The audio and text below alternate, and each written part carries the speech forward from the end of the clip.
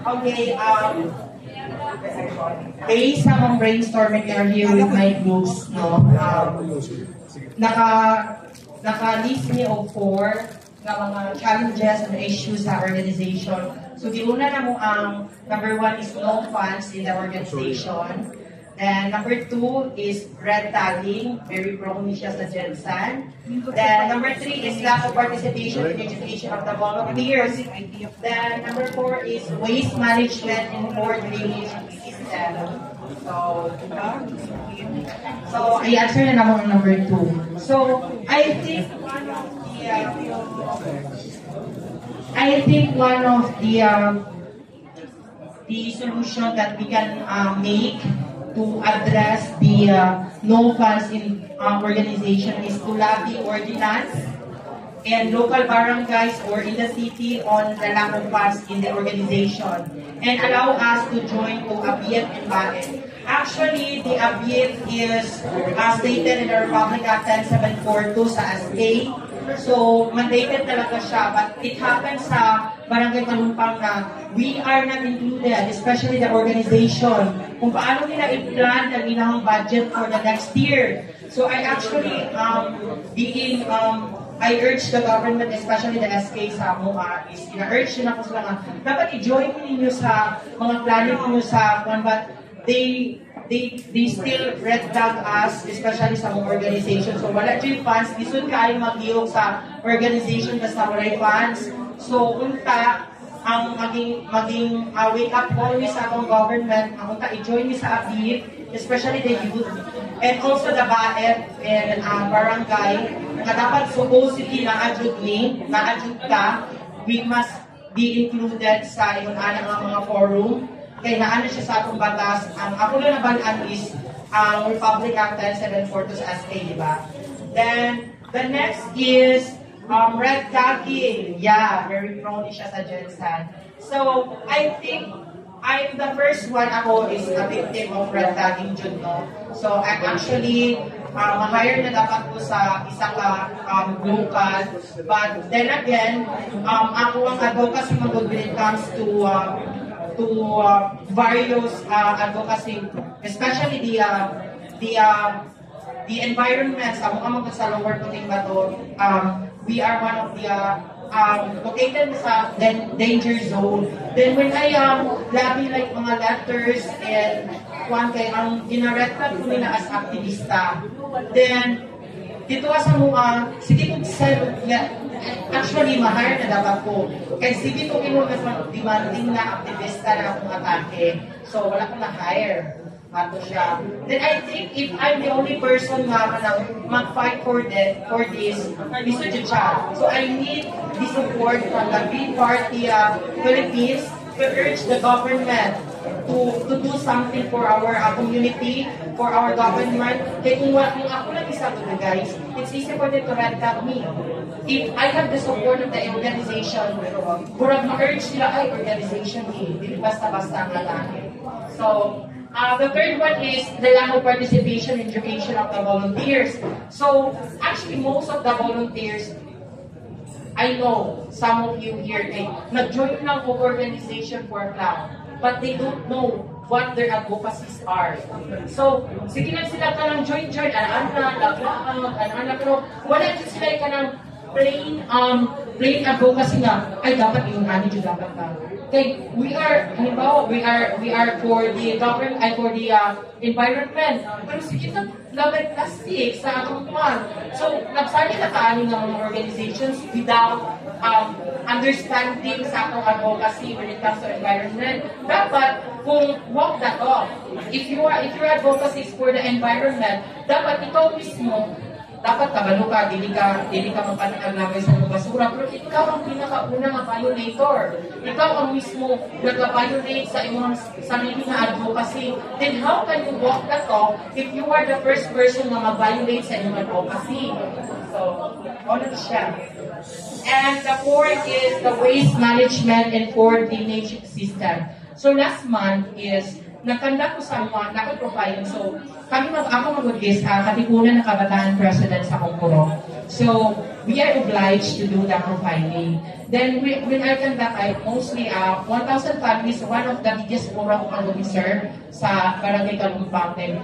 Makuha na ko sir ba nga, ang mga tao magituwa sa mga is, Pia, na kay problem. So actually, ang problem na mo, nakuha lang siya ba nga, na-level as normal. Normal na lang siya. I have here the reference on my phone. So, namin mga imanani ko, like, ang poor drainage system or waste management. So, I urge the barangay, I wrote a letter sa mga barangay na punta pagtuunan nila ang pansin. Kaya naay company nga naghatag sa mga 50 sacks of cement. Pero gigamit siya sa mga corrupt official into their own benefits, di pa, nindot nila ilang mga kuan, pero wala siya nagamit sa mga pag-repair sa mga kuan. Kaya siya is, nakuha na namin siya na naguba na namin siya through generational floods. We are one of the danger zones sa puting patukilin namin sa Sapa, and also doon namin sa coastal area. Ang waste management dito sa mga sa lower puting patok, pang taas. So magulat siya, ang mga basura nila sila po, makagtutituwa sa mga. So magsunod sa mga balay ang mga basura. So I always wrote the local barangay and local city sa mga. City ko wrote, wala ka paninaw sa kuha. And they red tag me as activista. So sa kuha lang no, if I have the support ng sa organization like this, so this is one of the reasons why I'm here, because I need support from the organization to urge the government to do better, to do something for our community. Guys, if I'm the only one who speaks up for this, no one will listen, and they continue to red tag me. Thank you. So to support those solutions from the problems and issues that was mentioned earlier. So the third question is, what intervention assistance do you need from the GPP in order to solve these environmental and social issues that you are encountering? So firstly is no funds in organization. So I personally has encountered or experienced that we have no financial funds in our organizations. It's very hard to do projects and other movements in order to protect or to preserve the environment. So the GPP, in which they have a larger connections, I think GPP can help us smaller organizations to have more connections with other NGOs or other organizations that have capability to give budget or funds into smaller organizations that has the same goal with them. And the second problem is the grant funding. So for GPP, I think GPP has the capacity naman that they can do multiple seminars, symposiums, or what to at least give idea on what are the organizations, what are the groups that give idea to the people what they are doing. It's because all other people sees those as problems lang, like padagdag lang sa kanilang mga ginagastos, padagdag lang sa isipin, but it's not.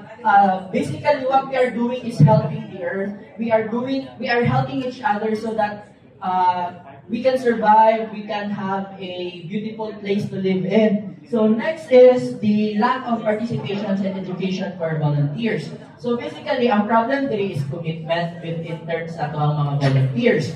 So GPP, I think, can help like this, do events like this in which the youth or the organizations have the ability to voice out their concerns, their problems, and I think it's a big help, especially that those organizations are the ones that voice out the necessary problems that we are facing. And through those voices na gina-voice out nila, it can have a bigger impact sa society in which makita sila and also ma-recognize those problems na ginabaliwala lang sa iba.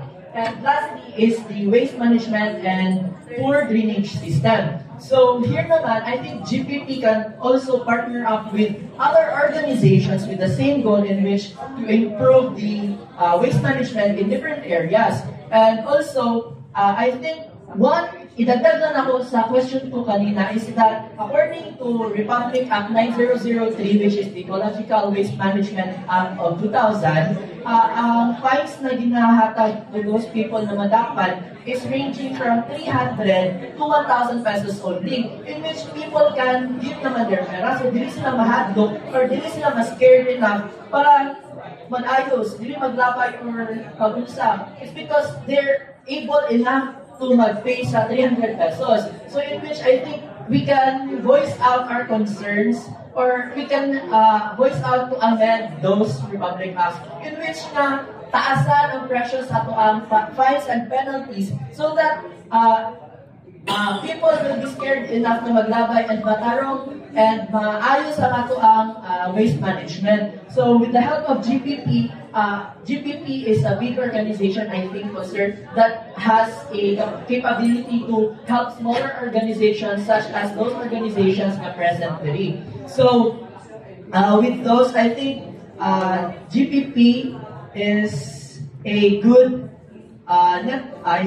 network, pero more like a connection to have, especially to those organizations that has the bright image, bright minds, and bright mind to think of the solutions to the problems we are encountering. So, like this event of the GPP, it's very helpful to us to voice out our concerns. So I think that is all for Group 3.